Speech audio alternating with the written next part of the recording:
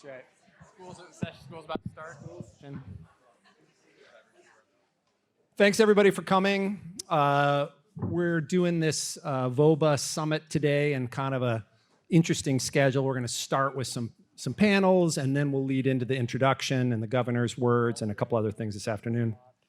My name's Drew Simmons. I am the chair of VOBA, one of the founding steering committee members, also a steering committee member on VORIC. And just to clarify, I am not Noah Kahan's manager. Even though we have the same name, I live in Vermont, and I'm starting to get emails and tweets from people looking for backstage passes. Stop emailing me. So this first session, we're going to talk about the O in VOBA, right? You know, this is not the Vermont Business Alliance. This is the Vermont Outdoor Business Alliance. And we're going to talk about a topic that is very interesting and relevant and important in a bunch of different ways. And the goal of this session is really to do some level setting on the conservation and outdoor recreation landscapes in Vermont, essentially. And then we're going to put a sharper point on it with a conversation around something called 30 by 30. You know, in my experience, which includes a lot of years in the outdoor industry and outdoor sector, there really is a widespread understanding and acknowledgement of the significant impacts that human activity can have on wild places. There's no doubt about it. We recognize that we have that impact.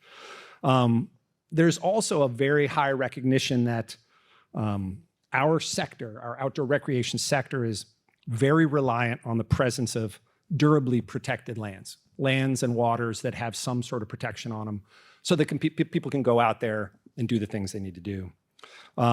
What we're looking for from you as we go through this discussion about conservation and recreation are a couple things. Past experiences, things that come to your mind. How does your experience in your community relate to what we're talking about? How have you communicated the value of your business, your enterprise to your local community? Those are going to be very important things. Future opportunities. What do you see as sort of the low-hanging fruit or the big golden ring that we should be grabbing for? And of course, your questions like, what is this going to mean to me and my business and my community? And hopefully we'll have time for questions at the end. This is being recorded. If we don't, I encourage people to either email me or Kelly. You can just respond to the VOBA invitation with any questions or thoughts you might have had during this session. You can also reach me, drew@palemorning.com or drew@madriver.com. So Trey is going to start us off with a 60-second introduction of what H126 is, and you know, just sort of a quick overview of what that was. Yeah, well, thank you, Drew, and thank you all for being here today. I don't have my glasses on, so I think I can see a lot of friends, but I'm not really that sure. I'm also always glad to come to these because it's the only place I go as an environmental lawyer where my lack of coiffure and getting dressed up kind of blends in. So I really appreciate the camaraderie. So I already used 30 of the 60 seconds. Act 59 of 2023, which started as H126, it's a piece of landmark legislation nationally, not just for Vermont, but nationally, passed this past year after 3 years of effort by advocates, some of whom are here with you today, to protect Vermont's landscape by first targeting 30% of the landscape to be permanently protected by 2030 and 50% of the landscape by 2050. By protected, we mean, Drew used the word durably conserved or durably protected. So we're talking about public ownership of land, land that's protected by conservation easements, land that's held in town forests, or land that otherwise is not susceptible to, it has legal protections in place so that it's not converted from its natural state, whether that's a woodland, a farmland, a recreation area, whatever it would be. The owners of that land are constrained in their choices. So it's a really big deal to think about how you work with largely private landowners to put those kinds of protections in place. We'll talk a little bit more about that at the end of the panel. Thanks, Trey. And just, that's an excellent overview of what's happening here in Vermont. And just to be clear, this is not a Vermont goes it alone idea. This is something that's an international movement. The United Nations Biodiversity Conference, actually in Montreal in December 2022, voted to support 30 by 30, I think it was 188 countries there. That was after they had set a smaller goal in 2010, hoping to conserve, I think, 22% of public lands by 2020. And midway through the decade, realized we weren't getting anywhere close to that. And once again, the reasons that this is happening is not just because this is a touchy-feely kind of, hey, it'd be great if we did that. There is an extinction crisis, and some of the numbers are pretty sobering. In the United States, approximately 12,000 wildlife species need conservation assistance to avoid the threat of extinction. In the last 50 years, we've lost 3 billion birds in the United States. That's all through weather tracking. It's a pretty specific number. Critical ocean habitats are declining. Roughly half of the freshwater waterfront ecosystems and wetlands in the lower 48 have been developed. It just goes on, as you might imagine. And, I think one of the things I like to say is, all that's well and good, but this isn't about saving the whales. This is about saving human life. They're not making any more dirt, and we're making more people every day. And so what's interesting about 30 by 30 is it's also something that it was first mentioned in a Biden executive order, I think 11 days after he took office, and really specified that this was going to be a locally led conservation initiative. The states were going to lead this. It wasn't going to be something where the federal government came in and said, we're going to preserve this and protect that. They're like, no, you states, you figure this out. And so right now, I believe there are 6 states, of which Vermont is one. California seems to be a little bit farther down the road. They were a little more prescient in terms of this, I think specifically because their state was burning down in 2020 and the California governor got ahead of the curve on that. Anyway, now we're going to go back to sort of the lay of the land in Vermont and just sort of how communities interact with conservation organizations and conservation leaders in the states. We're just going to go down through a couple of our panelists, all of whom I'm very thankful are here. They're going to make me look good. It's just to introduce yourself and your organizational mission, generally who makes up your membership, and maybe one of the Vermont projects that you might be known for. Shelby, we'll start with you since you're closest to me. Sure. Well, thanks, Drew, and thank you all for choosing this session to be a part of in this broader conversation.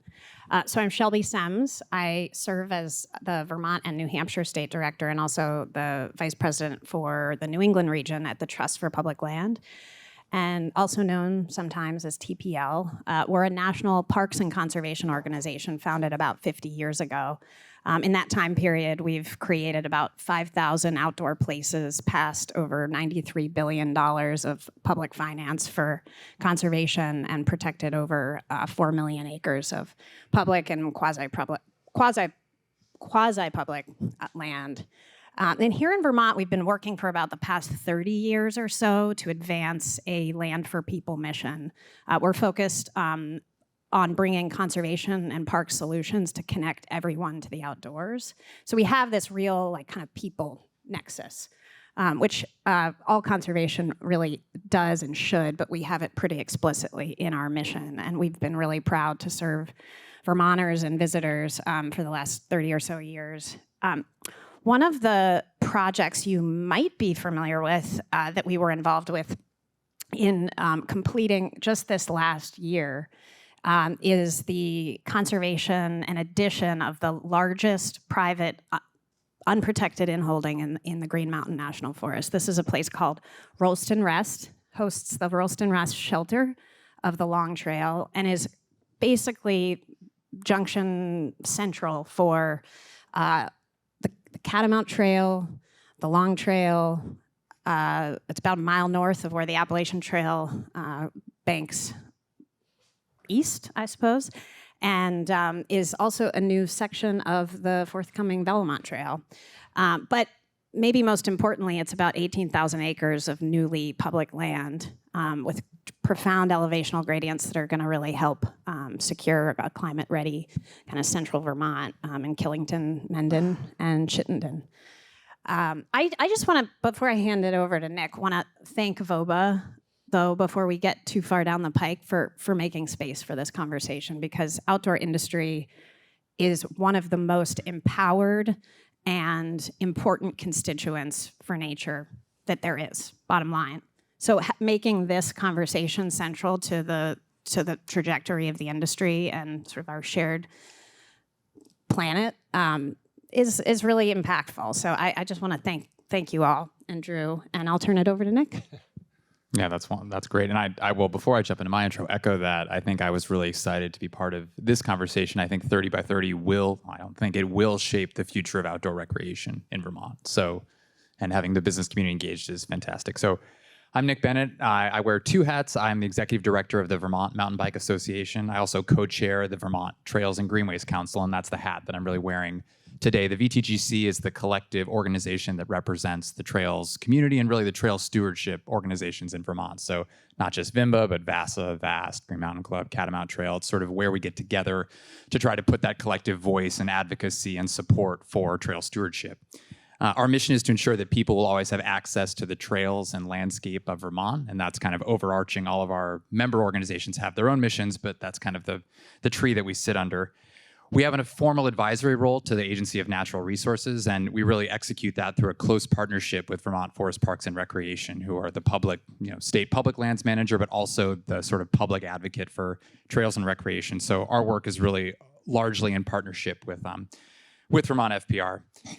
We've recently really stepped up, noticing the increased demand and the need for our organizations to really rally and work together. In addition to working independently on our advocacy and causes, we've really increased the operations and capacity of the Trails and Greenways Council. So we now have a paid staff person that actually helps oversee and coordinate and direct our work. And we are really working to sort of, in addition to 30 by 30, we'll talk about other things that will come up today. We have Move Forward Together Vermont Across the Hallway, which is a combination of the statewide comprehensive outdoor rec plan. There's so many pieces in motion right now that this is a critical element of that. And so knowing that we really need to step up and be present at the table. In terms of things you might sort of know us for, I mean, the reality is that the Trails and Greenways Council itself is more of, it's that we serve our member organization, and our members are those largely trail stewardship organizations, including municipalities, as well as the private nonprofits like VIMBA. But a good example being this past summer, and when flooding hit and across the state, we saw damage to recreation infrastructure. We really rallied and deployed we were fortunate to have stepped up with some staff at that point in time, reached out and really gathered information and insight from those small trail stewardship organizations across the state and worked closely to understand what was the need, what was the damage, what do we need to do now and next, what do these organizations need. And through that effort and information, we were able to identify close to $5 million of damage across trail systems throughout the state. And importantly, the nature and what that support needed to look like for those organizations to make the necessary, not just repairs, but improvements in the face of climate change. So relaying that information back to the state, ensuring that the VORAC grant program was built in a way that would meet those needs, and then also thinking for the future how we shape support for organizations to withstand the next flood. So again, not something you would have seen necessarily in the newspaper, but something that we definitely had a strong hand in. But with that, I'll hand it over to Jamie. Thanks, Nick. And thanks, Drew and Kelly and VOBA for hosting this conversation. This is a really timely, opportunity for a blending of conservation and recreation conversation around 30 by 30, but lots of other opportunities in the state. So appreciate being here. So I'm Jamie Fidel. I'm the Forest and Wildlife Program Director and General Counsel at Vermont Natural Resources Council. And so VNRC, we're celebrating our 60th anniversary. We were started by farmers and foresters who were really concerned 60 years ago about the direction Vermont was going, with tremendous sort of unplanned growth happening from the interstate and a lot of ski area development, a lot of water quality impacts, just unsustainable land use, and also really caring about, the resilience of the landscape back then. We continue to focus on that. Kind of read you our technical mission here, which is long, and I think we're revamping soon, but through research, education, collaboration, and advocacy, VNRC protects and enhances Vermont's natural environments, vibrant communities, productive working landscapes, rural character, and unique sense of place, and prepares the state for future challenges and opportunities. So I need a couple of breaths there, and I think we're gonna work on that. Quickly, I also serve as co-chair of the Forest Partnership, along with Shelby and Trust for Public Land and the Vermont Land Trust and Audubon Vermont and Nature Conservancy. and we work together on conservation policy in the state. I guess, one initiative I want to share that we've been involved with is actually the implementation and beginning of Vermont's current use program. So Darby Bradley, who many of you know as the president of the Vermont Land Trust, used to work at VNRC as general counsel.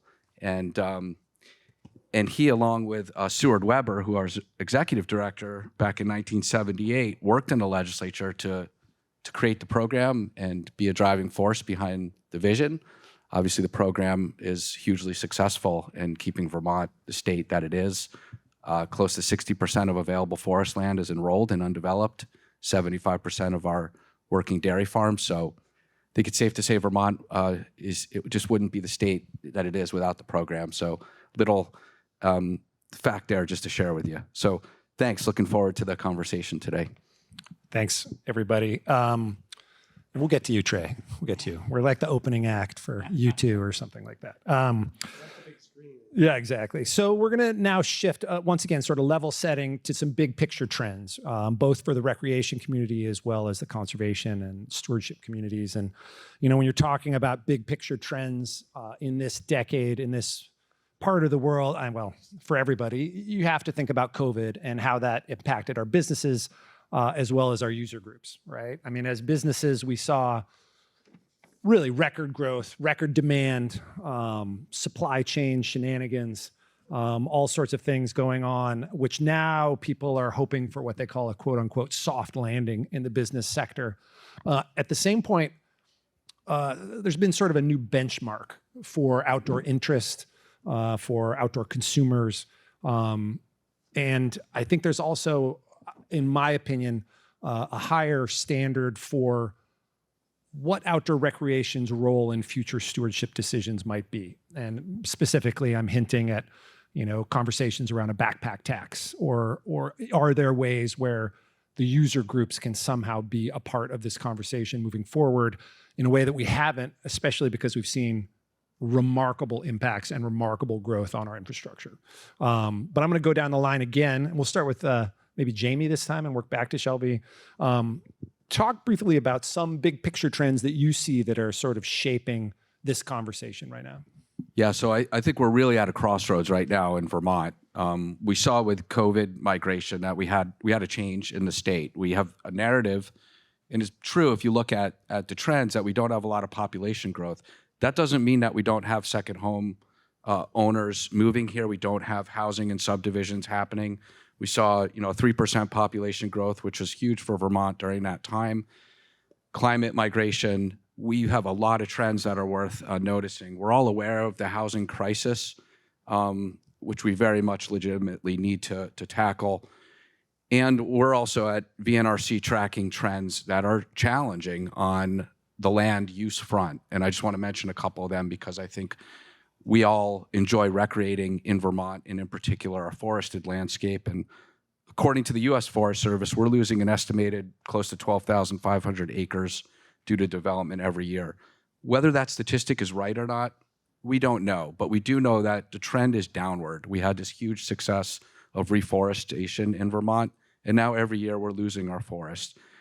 How much? I can say that we actually have collected the information that's actually just collected by assessors for property tax valuation, and we look at the land classifications that they use. And in the last 15 years, undeveloped woodland has gone down close to 20%, and residential is going up. And why is that? We've got a lot of dwellings that are being built, and I think it's part of the dynamic is second homes. And we did a GIS analysis in Addison County of subdivisions in the last 3 years, and 90% of them were in intact forest blocks mapped by the Agency of Natural Resources, and close to 43% were in the highest priority blocks.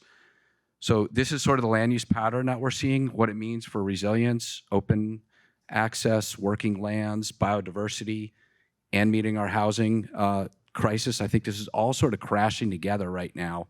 As we do conservation planning, we also have to keep our eye on intense pressure to have sustainable growth and create housing in the right locations, and try and hold on to the intact fabric of our state as we rise to that challenge.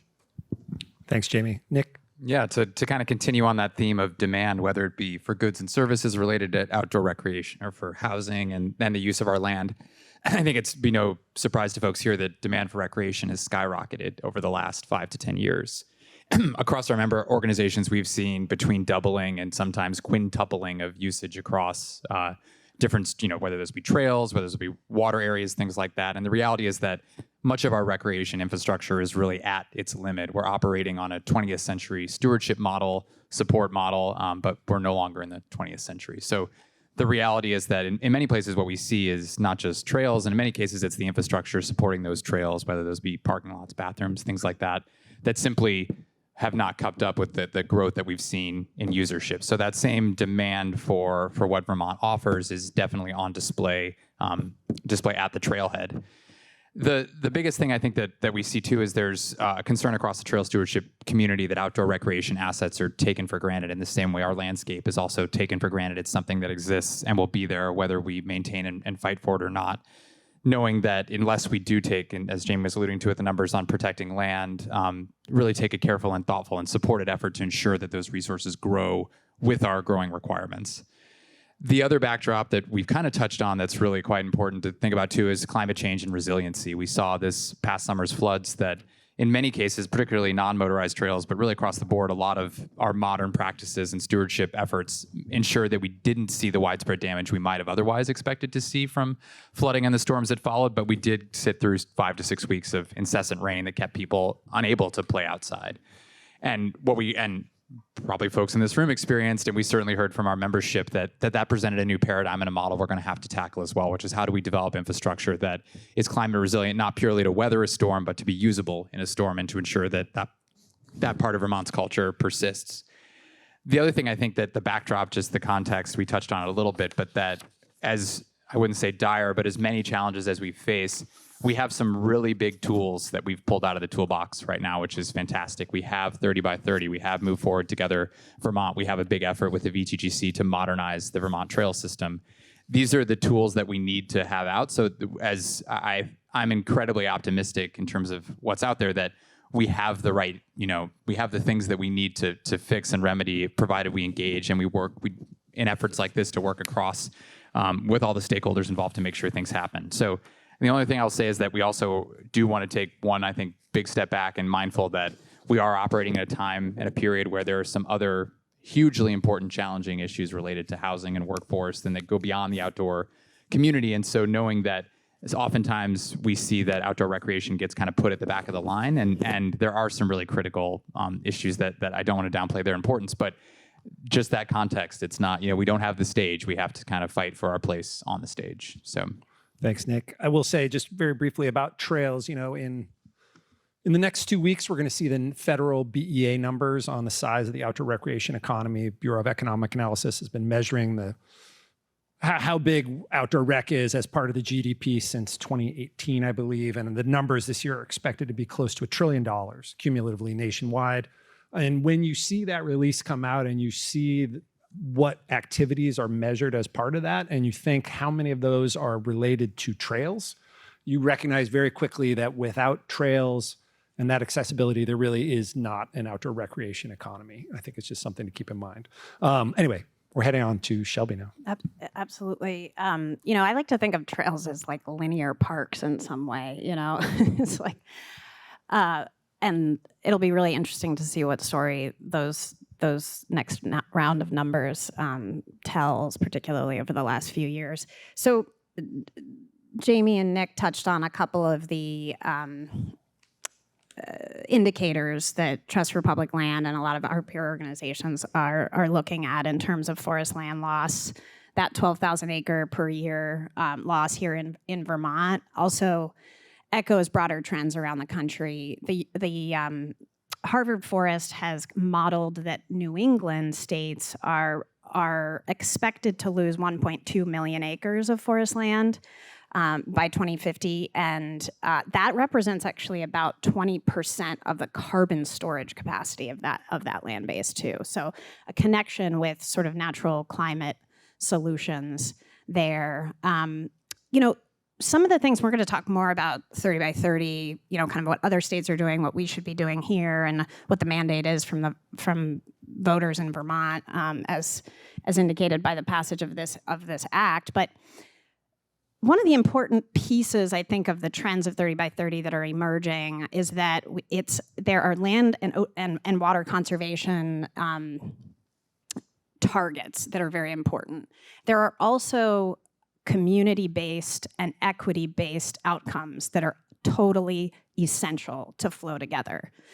So at Trust for Public Land, we've been trying to analyze sort of what the community dimensions are about forest land loss and outdoor access here in Vermont. What the data shows us at this point is that about 1 in 5 Vermonters, that's 20%, have to drive further than 10 minutes or walk further than 10 minutes, but more likely drive further than 10 minutes to get to publicly accessible open space that's permanently protected. We also have looked at comparison of the existing conservation land base in Vermont. And it's really interesting when you compare with Maine and New Hampshire, which have about 80 to 86% of their conservation land base accessible to public access, essentially. Here in Vermont, it's closer to 63%. So we see a bit of a deficit there. And there's a lot to dig into about why that is and whether that should be. And I think the 30 by 30 process is really going to actually host a very constructive, hopefully, forum for thinking about how we balance outdoor recreation, access, equity, and the biodiversity and climate crisis and where that comes to a head on the land base. Nick, Yeah, I see you. You need to build on No, this I here. do need to build on. You mentioned something, and I left it out. But in terms of the sort of the other piece of the landscape, and you mentioned it with equity and access, is accessibility that we really need to touch on.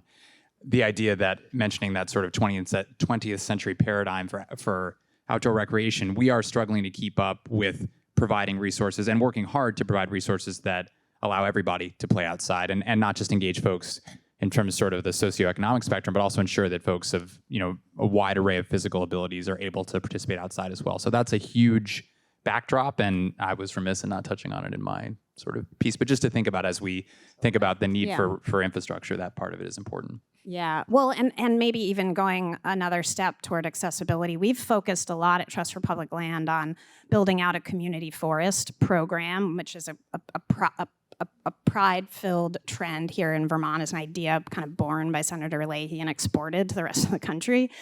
But within our community forest program, we're looking at opportunities to co-locate town forests and K through 12 schools. We know that about 40% of schools, K through 12 public schools in Vermont, do not have open space, walkable, permanently protected access near schools. And now, is that a crisis? I don't know. Is it an opportunity to be home to a gold standard of what equitable access to the outdoors through our school systems could look like? Yeah. And I think that the last point I'd want to make on the trends is, and there's a lot of really important inventorying work that Trey is leading and that is a part of the first phase of 30 by 30 readiness that I think we'll talk more about. But back of the envelope, Vermont has about 26% of its land base conserved. So there is both a big challenge ahead of us of how we close that gap to 30 by 30, how we close the gap of 50 by 50, but it's in reach. It is doable. It is fundamentally doable. And that's something to be optimistic about. Absolutely. Thank you. Yeah, so many good thoughts in there. As you can see, there's a bunch of themes kind of popping up. One is community-led, community-focused, and just how that sort of overlays with both Vermont as well as this 30 by 30 initiative.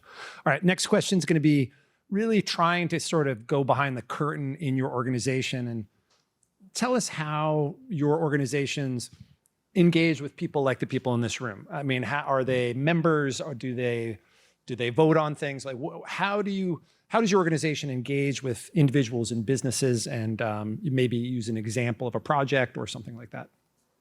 We'll start with Shelby this time. It's like a snake draft in fantasy football. Just kind of.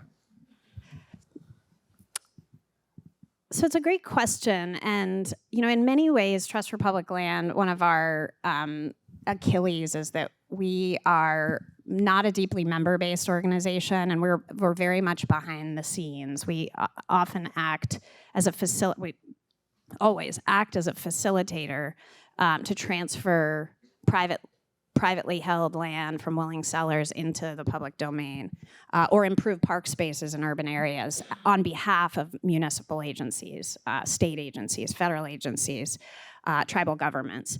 And so when we do our work, we have to have partnership. We fundamentally have to act in partnership. We don't have a way of being without being in partnership. So those of you in this room who represent public agencies, we work deeply with you. Corporate partnerships is an emerging area of interest for, I think, a lot of inbound interest with the work that we're doing because of the sort of dual commitments to equity in the outdoors and the trends that we have there. And I think, you know, in the State House, and this is maybe a good segue to the work that Jamie and VNRC does, is there is so much advocacy that needs to happen from the business community, from just individual constituents in showing up for the Vermont Housing and Conservation Coalition's Advocacy Day, for example, of being present to say the investments that the state of Vermont is making today impacts my business, my employees, and my community. And that's an area where VNRC is a real leader.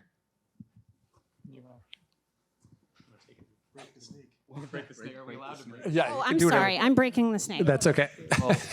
Appreciate that, and see, you know, there's many people here that I see that are active on the advocacy side in the legislature, and it's long work. I mean, just a testament to getting 30 by 30 across the finish line. Those victories are few and far between, and when they happen, they are monumental. So, you know, the work that goes into that happens from coalitions, and I guess what I wanted to maybe hit on is the council and Vermont Natural Resources Council is based on when we started, we actually brought together a lot of organizations under one roof to coordinate, to collaborate, to advocate on policies that were needed, including the creation of, you know, many of the environmental programs that we have in statute.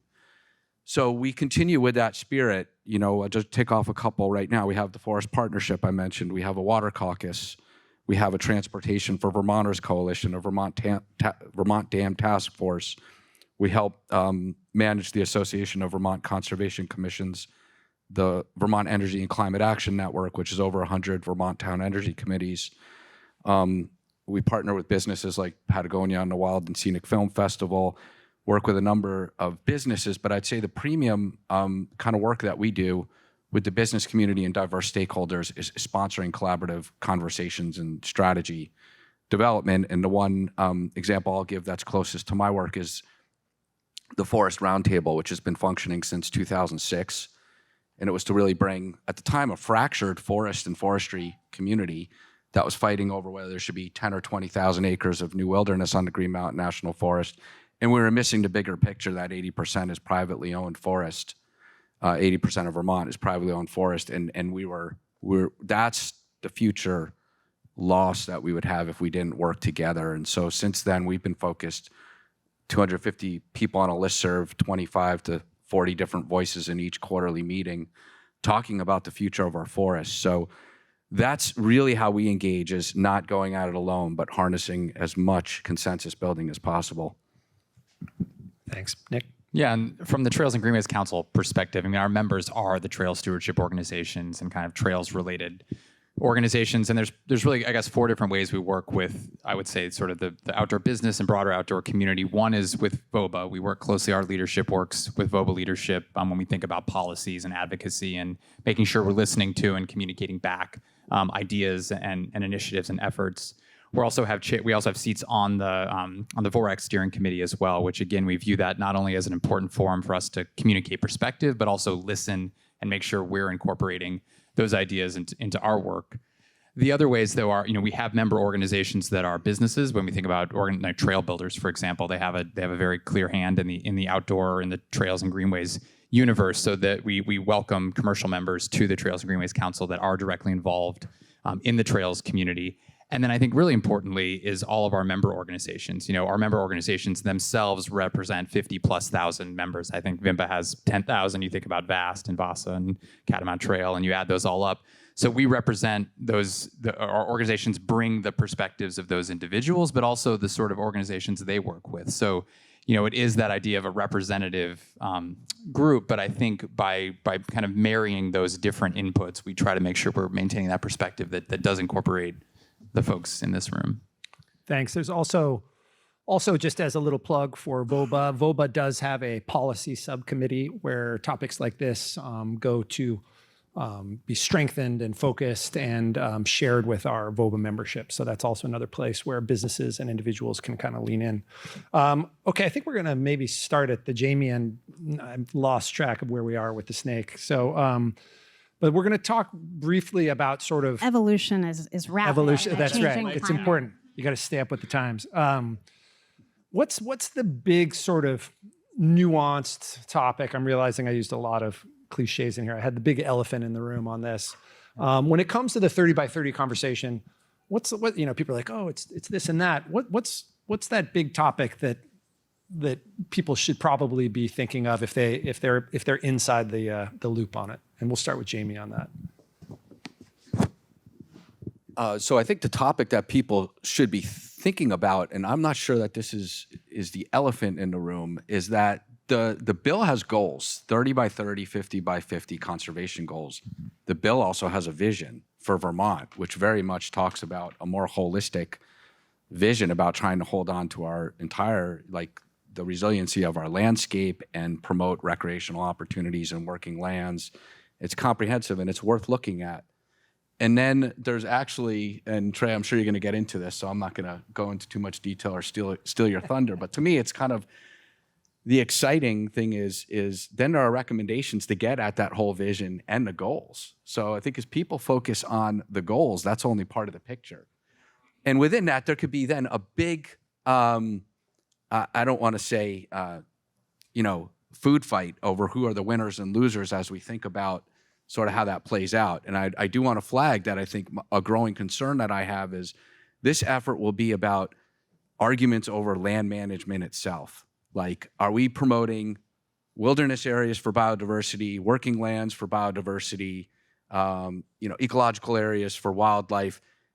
And for me, I think all of the above. And there's room in Vermont for all of these strategies. And we're going to not be served if we're having that fight versus working with willing landowners to help them achieve conservation on the ground, suite of management tools and conservation opportunities, and stay focused on that big opportunity and not get caught up in how much acreage are we creating for young forest versus old forest. Both are supported by Vermont Conservation Design, which is the guiding sort of tool to be used for this effort. Yeah, and I'd love to build right off that because I think that's spot on. I mean, in the past, the devil has been in the details, and I think the nuance, and we haven't had as much of a driving force like 30 by 30 to take a landscape level perspective to where people belong and people don't belong, and how we can think about designing the landscape to optimize our different purposes for conservation. So every single parcel has become a parcelized conversation or sometimes battle about it should be for protected and free from people versus it should be for this kind of recreation or that recreation. And the reality is we are on the same team when it comes to, and I think it's been phrased that conservation is for people, it's for us. It's to make sure we're preserving the land so that our children and our children's children can live in a great place to be. It's not doing it purely out of the kindness of our hearts. It's that idea of being forward, thinking about how we protect and preserve our landscape for future generations. So I think where the challenge, the elephant, so to speak, is knowing that we will have to move past those conversations of thinking about it's this versus that. And as Jamie phrased, there is room for all of it. What we have to do, though, is be able to take, and this process facilitates that, take that step back.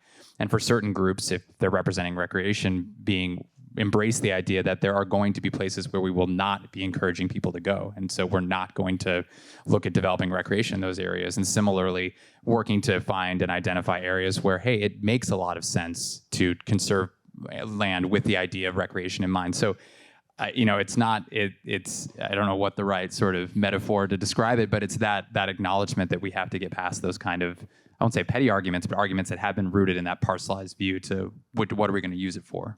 Yeah, it's interesting. There's in sort of federal outdoor recreation advocacy, the idea is, the pie is this big, let's focus on making the pie bigger. Let's leave and I've seen this a number of times by some federal advocates, let's leave the trailhead squabbles to the locals, and I think that's, not what we want to be doing. We want to make these trailhead conversations, right? These are important conversations. And I do think this is a real opportunity to really understand better what our state's outdoor recreation assets and people have to bring to the table, and to have a nuanced conversation about this is good here, but not there. I'm confident we can do that, and it requires us all really understanding what makes up our community here. Anyway, on to Shelby. What's your big? Yeah, thought there? I had one, and now I have three listening to these two. I think that, Nick, you spoke really nicely to the mandate to kind of hold a conversation around like triaging the landscape a bit between that this process will create space for that, and that's really important. Jamie's point, I think, is one that I'm even going to put a finer note of caution around, which is if this conversation descends into rhetoric about never harvesting a tree, it's a big problem. And the outdoor recreation community has to be a part of championing not just those issues, but finding a home for the working landscape, a home for wilderness and old growth characteristics on the landscape. I would encourage our community to kind of show up pretty holistically and ensure that the center holds to some degree in this conversation. That's what success looks like. The elephant in the room, and you already went there, Drew, on all this, is like this doesn't that remaining 4% of a land base I should preface it by saying there's a lot of detailed inventory work that is going to refine the numbers, but let's say it's about 4%. That represents a significant acceleration of business as usual conservation today. Something has to pay for that. That doesn't happen for free. And how will that happen? And the states that are leaders in this already, and I'm gonna kind of challenge a little bit ourselves as seeing us both as leaders here in Vermont, but we actually haven't like fully expressed that leadership yet. We're just kind of opening the door and walking through the gates, if you will, of real leadership on this is going to figure out how we invest. Colorado, significant investments, outdoor equity funds. New Mexico, significant investments, outdoor equity funds. California, significant investments, outdoor equity funds. Even Texas, and I have to call out Drew McConville over here with Center for American Progress, who has an organization which has put this 30 by 30 vision on the Biden agenda for some of these case examples of where other states who are really like crushing it here that we can follow, we can exceed, we can crosstalk with. Like the money is a big piece of the equation, and where is it going to come from? Like it's a challenge. I don't think it's an easy one. Yeah, it's interesting. I mean, I'm still very new to policy advocacy, but I have learned that when you get a meeting with policymakers, everybody looks around, all right, who brought the money? And this is going to be one of those conversations where at some point that conversation is going to have to happen, and hopefully sooner rather than later. Right now we're going to sort of take this to more the glass half full side of it. What are some big, maybe unrealized, awesome things that are going to come out of this conversation? Jamie touched on it a little bit, and we'll start, I think, at Shelby and go back that way. But the fact that this is a big process moving towards a big goal with some things that are going to happen along the way that are going to be really great, I think, for Vermont. And so, Shelby, what's your thought there? I'm wondering if this is a cop-out answer, but I actually think that, and it might counter what I just said, but the fact that this is even a bill, that this big idea has found a home here, speaks to the power of a big idea and what people can get behind with a simple target, however imperfect it may be. That's kind of what I'm excited by. And whenever I am in a room talking about how to be optimistic about anything today, there is a quote from a woman, Beena Venkataraman, who writes a lot about conservation and the future, and she wrote a book called The Optimist Telescope, and in it she uses the phrase that pessimism is self-protective. It's how you keep yourself from being disappointed, but it's a self-fulfilling prophecy. And so if we can just keep rowing in the direction of meeting the moment, that's going to be really important. Yeah, and I would say my glass is like 3/4 full in this, at least, because I think the fact that we have Move Forward Together Vermont, which is this combination of the SCORP and the VORC Action Plan happening at the same time, and that process over the next year is going to be critical for us to really define our outdoor recreation priorities for the next 5 years, if not longer. We have the fact that we have that happening in parallel and an opportunity to take that assessment and those inventories and know what do we need to do to develop in terms of recreation infrastructure occurring at the same time that this is really also laying out a plan for conservation and for protecting our landscape. Like, we could not be at a better moment for those two happening at the same time. So that in and of itself is super exciting. And I'm really optimistic that this presents the right, if I thought about what's sort of the big picture outcome, that for our whole state to move beyond those sort of parcelized squabbles that sometimes happen on what should we use this piece of land for, because we have now not just the opportunity, but the requirement to take that step back and think about, okay, now we can develop more of that landscape level view. We have a set of priorities for recreation. And one of the things we often struggle with in the Greenways Council is that public access recreation is a designated purpose for conservation. It's one of the reasons we conserve land. It's not the only one, but it is an important one. And I'm really excited for this process to be able to really harness recreation as a tool for conservation, and the right tool, and for our community to also understand when is it not appropriate to push for recreation in certain areas and things like that. So, I think we should be really optimistic. We should also recognize there's going to be a lot of hard work to get there, and it's not going to come easy. But in things like both the work here, but then critically the work in the SCORP and Move Forward Together Vermont, it's going to be showing up, making sure that our perspectives are communicated and that we know what Vermonters and what the landscape needs for the future. So I'm going to hit this with sort of a two-step thought process. One, just stepping back from 30 by 30 for a second. I think that there's a lot of reasons why other states look to Vermont as leaders, and just looking around this room and thinking about all the partners beyond this room, from talented legislators like Kerry that are in the room, agency personnel that are here, the NGO community in Vermont. I mean, we have more NGOs per capita than any state. We have an incredible amount of talented That's a good people thing, by the way. and energy in this state. And we've built up, very successful entities, whether it's Vermont Housing and Conservation Board, Trails and Greenways Council, a lot of functioning coalitions. So I think there's a lot of promise there. Like, there's incredible amounts of great things we can do. I'm going to, I guess, now pivot to what I was saying before and just read this one part of the bill. Not stealing. Trey's not. I may be, and I don't know. He'll maybe elbow me if but maybe it's a good segue too for you, which I think your time is coming. You must be chomping at the bit here. But I get a little restless.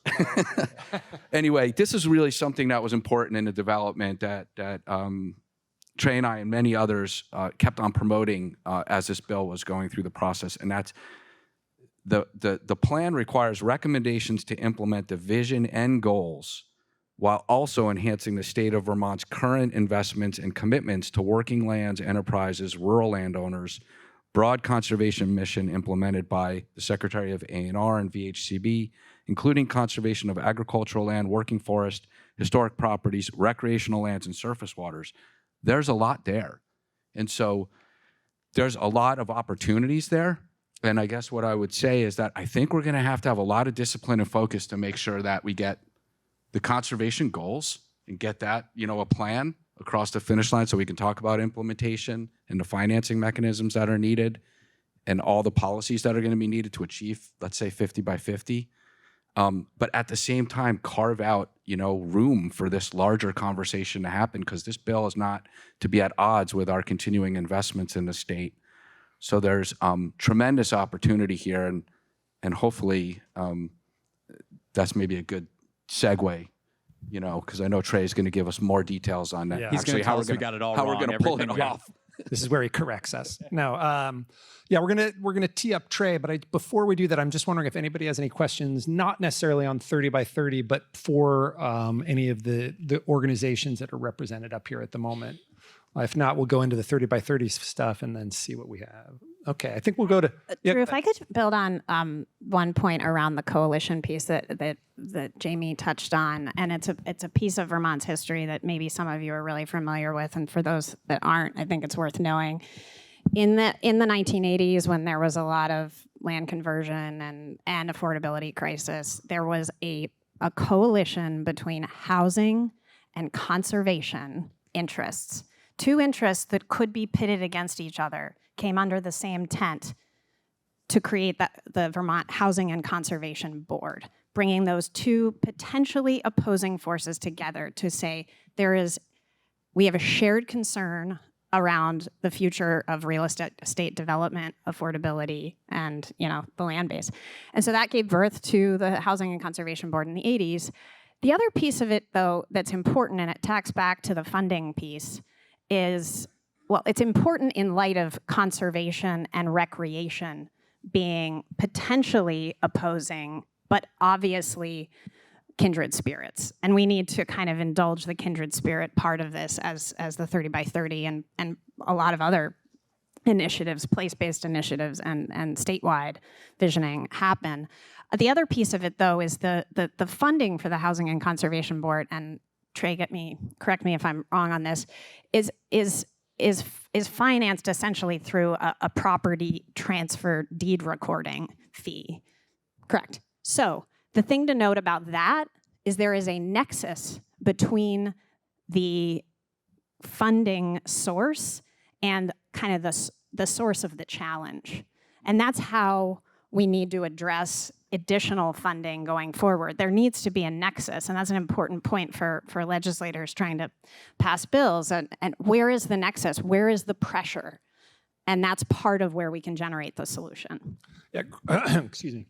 A great example of that would be maybe LWCF, the Land Water Conservation Fund, which is a huge pot of money that the federal government disperses to the state, which is paid for by a chunk of offshore drilling leases. So that sort of extractive industry pays for almost all conservation in many states. So we're going to tee up Trey now. Trey, Shelby did a great job introducing VHCB. I don't know if you want to introduce yourself and add some more about VHCB and then jump in. I will. Can I use the podium just to put my notes down? 100%, yeah. Do I have to go sit over there, though? Yeah, so that was actually a great segue, Shelby, and I think an important thing to note, and to start with Nexus, and I'm going to just, Drew, if you can pop the other, there's 3 Drews here, which is fun. All right, good. So Nexus is what I was going to start with today in talking about the history of VHCB, which goes back to the 1980s.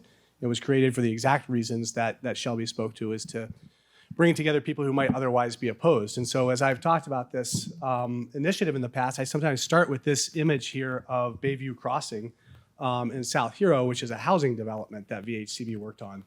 And we're very proud of it. It's an incredible asset for the Champlain Islands and for South Hero. There are over 30 1- and 2-bedroom apartments that serve people who are 55 years and older at a variety of different income levels, but mostly below 80% of area median income. We have SASH services. We have solar panels there. We are close to services in the village. People can walk to the library. They can walk to grocery. They can walk to childcare and schools to visit grandkids, that sort of thing. So it's an image of what Smart Growth Vermont has promoted.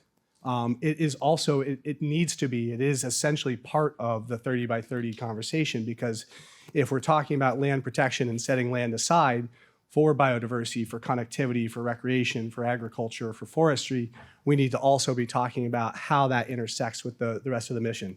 That comes kind of naturally to Housing and Conservation Board staff and board members because we do that every day, that balancing act. But in the public discourse, I want to always remind people that that we do have to start there. And I think we also have to ask, what does a development like this do for biodiversity? And the answer is a little harder there.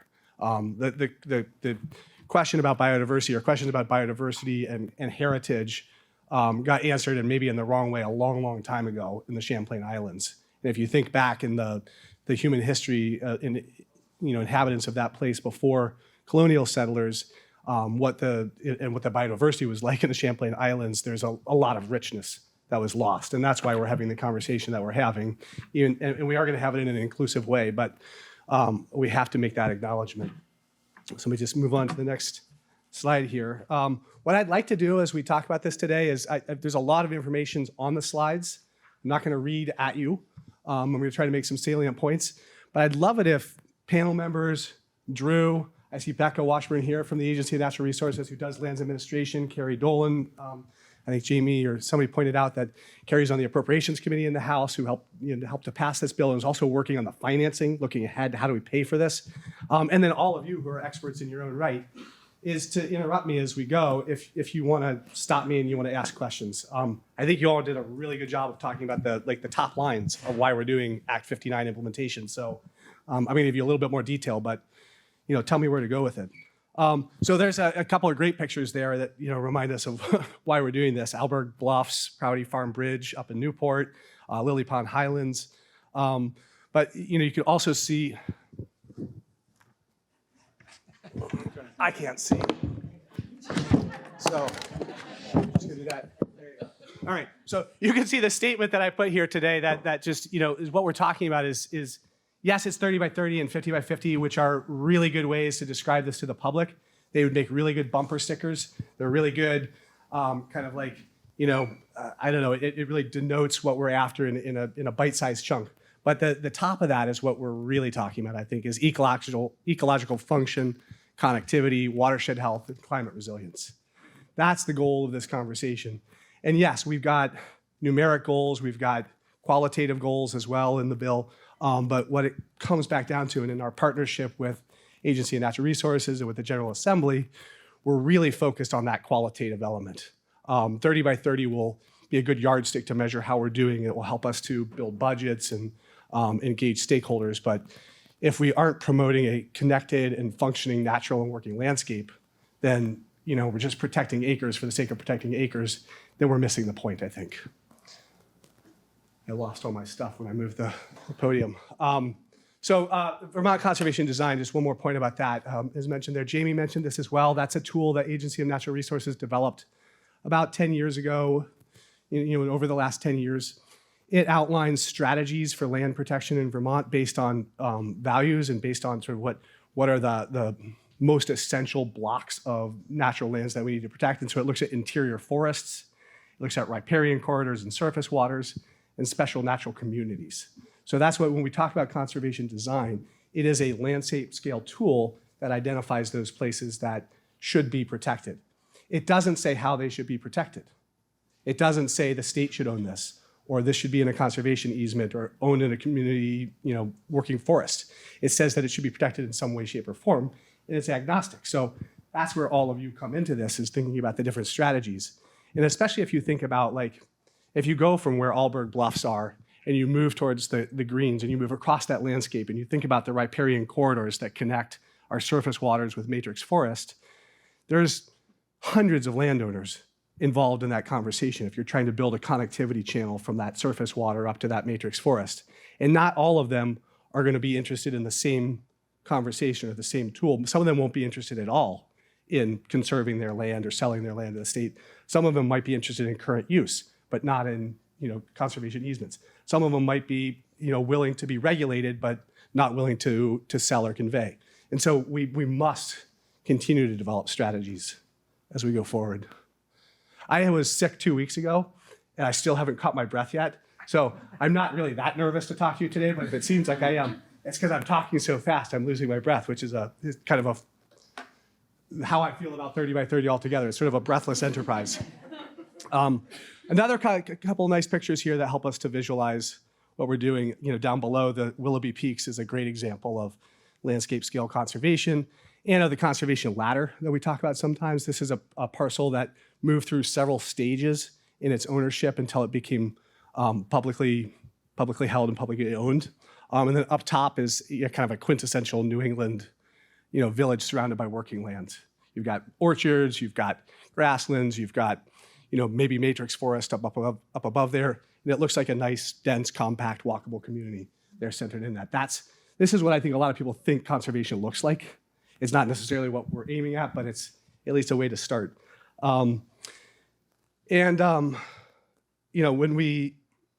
When we talk about those interior forests, the special natural communities, then we talk about those always in relationship to the people who are around them. It's like the tree falling in the forest that we need to be there to recognize. And just to go back to that really fast, because it's kind of hard to see on this side of the room, but that's the first on or before July 1st of next year. That's the first real benchmark, right? Yeah, and I'll come back to some of those. I'll come back to some of those benchmarks. But yeah, what you can see there is that there's really two elements to the bill. One is to develop the inventory that's been referred to. What is currently protected? How is it protected? What does the Agency of Natural Resource manage on behalf of the public? What the U.S. Forest Service manage? What's held in conservation easements, town forests? What's regulated and protected that way? If you think about a Class 1 or Class 2 wetland, they're protected as well as a lot of conserved lands in Vermont. Shorelands, the first 50, first 150, first 250 feet off of a lake or pond bigger than 10 acres. So we're going to look at all those different ways that land is protected. That's due by June 30th of next year. That's the phase we're currently in, and it's a lot of science and data and mapping. And then the second phase of this is developing an actual plan, which makes recommendations and establish priorities for conservation investments. It also will focus on where the money will come from for that, and how do we increase access? How do we increase equity of access? How do we increase the number of users and user groups and communities who participate in the conservation effort in Vermont? So some key definitions in the bill. This was alluded to, I think, in the panel talking about let's not get bogged down in fights over is this land going to be used for this or is it going to be used for that? But it's an essential component of Act 59 is asking VHCB, ANR, and stakeholders to come together and identify where do protected lands fit into these three categories, the top three categories there.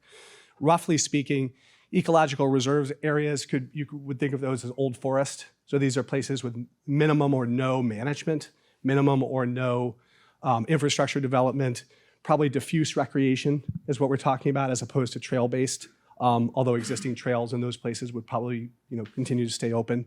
But it's a place that's going to be mostly managed towards those long-term goals of old forest values. The biodiversity conservation areas are similar, but they're really focused on protecting specific habitats or ecological features.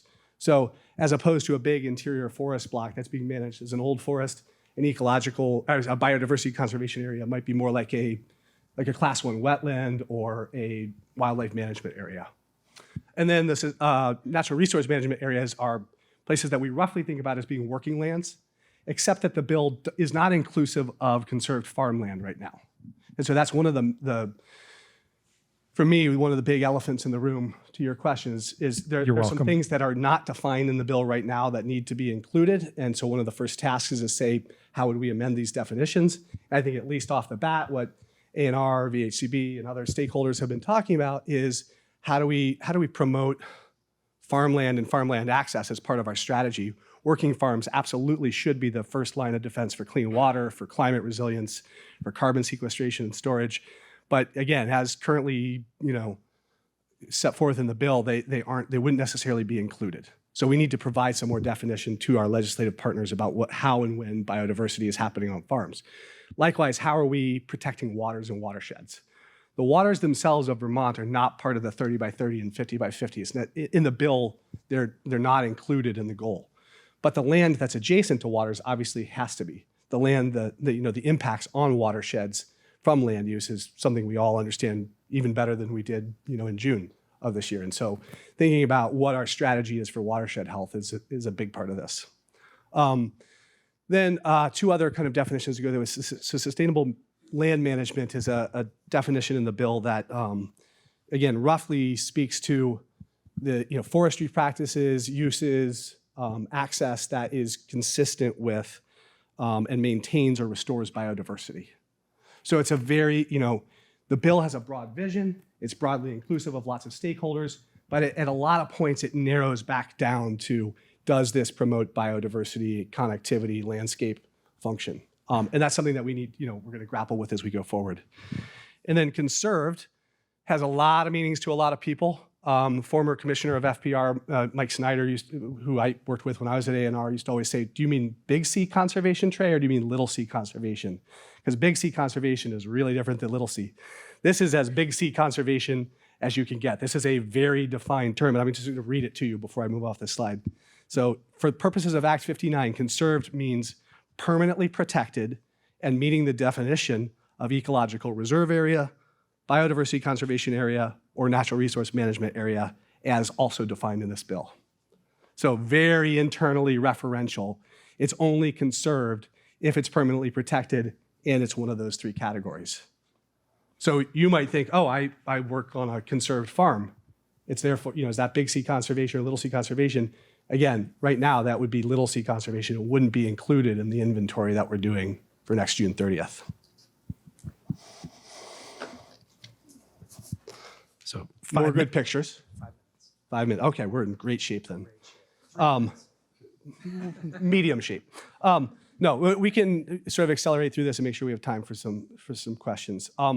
So given that, I think, was it Shelby who mentioned that we're maybe at about 26% conservation right now? That's not, I don't know that that's where we actually are. I think you're inclusive of all the stuff that's in the Center for Geographic Information has a protected lands database, and all the different groups that manage conservation easements or public land have input into that. And I think that number is about 26% or 26.5%. But if you start to back out some of those areas that the bill excludes, we might be as low as 22%. But either way, we're talking about roughly 250 to 300,000 acres that would come under permanent protection. In whatever way we amend the definitions in the bill going forward, they will be permanently protected in some way, shape, or form. Right now, when projects come to VHCB to do farmland or forest land conservation, costs of $4 or $5 or $6 or $10 or $12 or $22, $25,000 an acre are happening. And so you can do the math of what those budgets would look like if we do business the way we've been doing business, which is to fund through the legislature or through federal grants, VHCB and other partners to go out and acquire that land, either to be held by in easement or held by ANR, AAFM, or what have you. Those would be budgets above $200 million a year, which we're obviously not going to do. There's way too many other priorities in Vermont, and we don't have that kind of money. So we're going to need to both think of financing tools and strategies and sources of funding for this that are new and different, but also maybe different ways to get at this. And so that's where, for me, partners come in, right? That we need to think about our downtowns, and we need to think about biodiversity through the lens of watershed protection and flood resilience. And what strategies come forward with that maybe don't require public ownership of land or conservation easements, but that would confer biodiversity and protect that riparian corridor. What can we do, in combination with our recreation partners?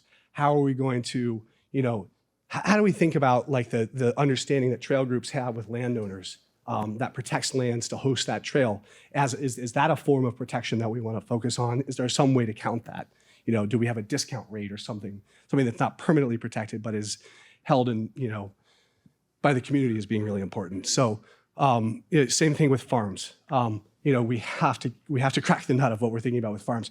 In fact, one of the great tensions in this bill, again, is that at the same time as we're trying to protect more and more land and have it be more about biodiversity, we're also seeing that, across New England, we want to double the amount of land that's in farmland production to create food security. Those two goals sound like they're inconsistent, but we have to find a way to make those parallel lines cross, because otherwise we're sort of missing one point in order to make another. So working with our farm partners, and then always thinking about how do you increase equity, how do you increase access, how do you bring people onto the landscape who haven't been part of the landscape. And that's, again, where I think and hope that solutions are going to come from, is those conversations with partners. So So we won't have to stray too long into this. There's going back to phase one, the one that we're in now. You can look at that briefly. We're developing an inventory. It's due next June. Phase two, from next June 30th through December 31st of 2025, so really heading into the 2026 legislative session, we're going to be working on developing a plan with priorities, with funding strategies, with ways to address equity of access, with ways to address farmland conservation, recreation, et cetera. There's a quick look at stakeholders. So there's, initially when, even before the bill was moving through the legislature last year, VHCB and A&R were meeting with other holders of conserved land in Vermont to think about how we could launch this effort and support any legislative action. Then as we recommended into the bill, there's a set of public stakeholders that have to be part of the conversation. And the way that the bill sets this up is it asks A&R with VHCB to deliver the inventory and then deliver the plan based on input from those stakeholder communities. So that's the construct of the bill. This is not a bill that does enough, I don't think, to focus on equity and equity of access, but there are a couple of places that I would draw your attention within the bill. One is in the findings, recognizing that as we talk about conservation, as we talk about land protection, we're talking about land that is unceded land. That's land that was taken from Abenaki people, and for post-colonial inhabitants of that land to be talking about who has access and who doesn't is a conversation that we need to move very carefully and thoughtfully into and be very inclusive of the people who will be part of that conversation. And then there are a couple of deliverables related to equity, including thinking in the inventory phase and the planning phase, how is equity and how is equity of access happening currently, and how can we build both more, from the environmental justice perspective, both equity of process and equity of outcome into the conversations that we're having. Some of the themes that we're working with a great group of consultants to implement the bill, and so as we're getting ready to later this month have the first public info session where we'll be announcing different theme-based ways for people to participate. So, what are your values that you bring to this? How do we talk about what counts for conservation? What are the practices, programs, and methods we need? How do we increase equity? And then how do we fund this? So those are the kind of the broad themes for engagement with the public. And then here's a not quite final look at the way that we're moving between now and next June. But what you can see I think the takeaway from this is there's a ton of different ways that people can participate. From interviews with our consultant team without A&R or VHCB present, so people can be very forthright and honest about what works and what doesn't, to stakeholder groups that are affinity-based, stakeholder groups that are theme-based, large public meetings, the ability to provide written comments to the process, and then a couple of sort of larger public meetings. One, principally next June 3rd, there'll be a conservation conference that VHCB and the Land Trust community is putting on, where this will be we'll be getting that inventory ready for publication. It'll be a last chance for people to see it and comment. So for the recreation community, I think, ways to think about this are certainly, being part of affinity-based groups. I think we would want to work through the Trails and Greenways Council, through VOBA, through VOREC to have affinity-based conversations, but also to come forward if there are theme-based areas of this where you would like to participate, or if the ink wells up in you and you want to share with us at any time comments or thoughts about what counts or what you value, that's obviously very welcome. Thank you very much, Trey. And we're just going to go to the panel really fast and see if the three of you have add-ons or thoughts there. I know Nick is getting warmed up on something. Yeah, no, as you were talking, one of the things I just think it's important to underscore kind of where will really be a lot, I think, focus and conversation around in the bill as we think about areas like ecological reserve areas that we're saying we want to have free from sort of inviting public access and for a good purpose, that they're ecologically sensitive or extremely sensitive. Just thoughtful the consequence that has also on the inclusivity front. It's hard to be welcoming and inclusive and to have that equity of access. So as we designate areas that are, fall into that bucket, the consequence it has from, not inviting folks either due to historically social constraints or physical constraints, that we're effectively closing off those lands, even if there is diffuse recreation, that's not often equitable. So just thinking about we absolutely there are going to be lots of spots throughout the state where that's the right classification because that's what's necessary for biodiversity. But just, I think you articulated well, Trey, a lot of this is going to, and it's great that we have the tools like conservation design in place. The purpose of conservation in that area and what we need to achieve the values in the bill, while also balancing the other benefits that conservation can bring. So it's it's exciting and also kind of like mind blowing to think about how we're going to answer those questions and really and really I think optimistic, and we get to the end being able to all look around the table and feel like we made compromises. We didn't necessarily have the same alignment necessarily as we weight these outcomes, but being able to really feel good about where we land, I think, is something that we can all look forward to. Jamie, you look like you were warming up on something over Well, I there. was just going to, pivot off what Nick was saying, because I think he's raising some really good points there. And this came up in the debate in the legislature. And just to give you some context, Vermont Conservation Design targets for old forests, which would be those areas that we're probably going to try and promote for some kind of wilderness condition. The target is about, I think it's 9%. And right now we're at a very small percentage in the state as far as that classification. It's somewhere in 1 or 3 or 4%. So there is a very legitimate need. We do need more of these areas to be protected in order to maintain a truly resilient landscape and meet carbon storage targets. And so there's a lot of good reasons to support these areas. And that won't come with the hard conversations that we need to have about what does that mean for use in those areas. But again, I think the target is still 1/10 of the state. And I'd like to think we can figure out a way to do that and support all the other uses that we want to accomplish. Great. Shelby, did you have a final thought there? I'm just sort of zooming out. This is an important exercise in long-term thinking, projecting ourselves and our future generations out into the future and really trying to take in what it will mean to shape and what it looks like, what it means to play in and find joy in these places. And it's a tremendous conversation and an exercise to be a part of. And so I hope people feel like it's a source of some reassurance that, eyes are open and hearts are open to figuring this human experiment out. That's a great way to finish it up. I'll just sort of put a capper on this, and then we'll get ready for the governor to show up. I've said this a couple times in the past, but outdoor is a team sport. None of the things that we do, none of the places we play happen because of one person. It's because of a coalition. It's because of a small group of people or a large group of people that gets together. And this is going to be one of those things. It's going to be a team event. And I would sort of put it to everybody in this room to think about what you can bring to the table, whether it's you as an individual, you as a business, you as an affinity group, a user group, whatever that might be, and what tools you're bringing. Is it data? Is it stories? Those are all going to be very valued and very important. Are there any questions out there? Oh, Bern, do you want the mic? I'm loud, it's okay. I can use it. I love the vision, and what I'm curious about is how this gets implemented at the town level. Because I live in Richmond, where there's just a lot of, this conversation has totally polarized the town.